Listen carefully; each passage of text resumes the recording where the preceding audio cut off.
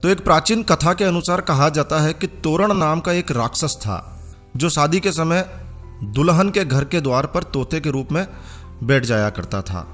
तोते का रूप धारण कर लेता और दुल्हन के घर के मुख्य द्वार पर बैठ जाया करता था। जब दूल्हा द्वार पर आता तो वो राक्षस दूल्हे के शरीर में प्रवेश कर जाता था और दुल्हन से स्वयं शादी रचाकर उसे परेशान करता था। एक बार की बात है, एक साहसी और चतुर राजकुमार की शादी तय हुई।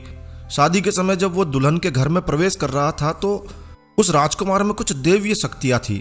तो अचानक उसकी नज़र उस राक्षसी तोते पर पड़ी। वो तुरंत समझ गया कि ये राक्षस है और उसने तुरंत तलवार निकाली और उसे मार गिराया और फिर शादी संपन्न हुई। बताया जाता है कि उसी दिन से तोरण मारने की परंपरा शुरू हुई।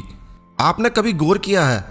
आपको पता लगेगा कि इस रस्म में दुल्हन के घर के दरवाजे पर लकड़ी का तोरण लगाया जाता है जिस पर एक तोता लगाया जाता है।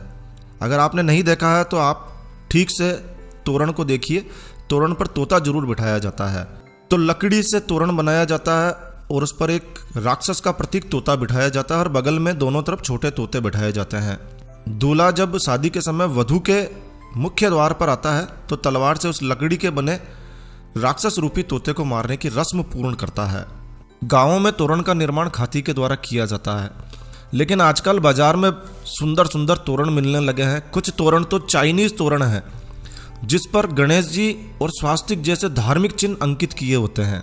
और फिर क्या होता है, दूल्हा बगैर जानकारी के उन पर तलवार से वार करता है, तोरण मारने की रस्म पूर्ण करता है, लेकिन जानकारी नहीं होती है और वो गणेश जी और स्वास्तिक जैसे पवित्र चिन्हों पर अपनी तलवार चलाता है। शास्त्रों के अनुसार तोरण पर तोते का स्वरूप ही होना चाहिए, दूसरा कोई चिन्ह नहीं होना चाहिए। लेकिन इन दिनों तोते की जगह तोरण पर गणेश जी या अन्य धार्मिक चिन्ह अंकित कर दिए जाते हैं।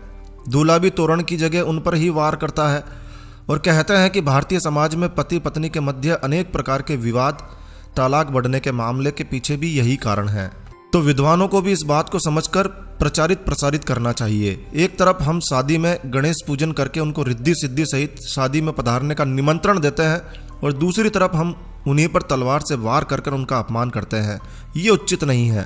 तोरण की इस रस्म का ध्यान रखकर परंपरागत तोरण को ही लगाया जाना चाहिए, लेकिन जानकारी के अभाव में लोग जानते ही नहीं हैं। क्या करें, जानकारी के अभाव में जो तोरण बाजार में मिल जाता है वही ले आते हैं।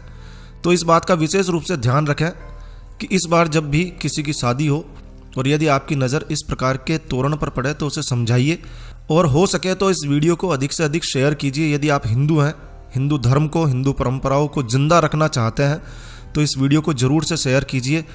दोस्तों, हम इस वीडियो के माध्यम से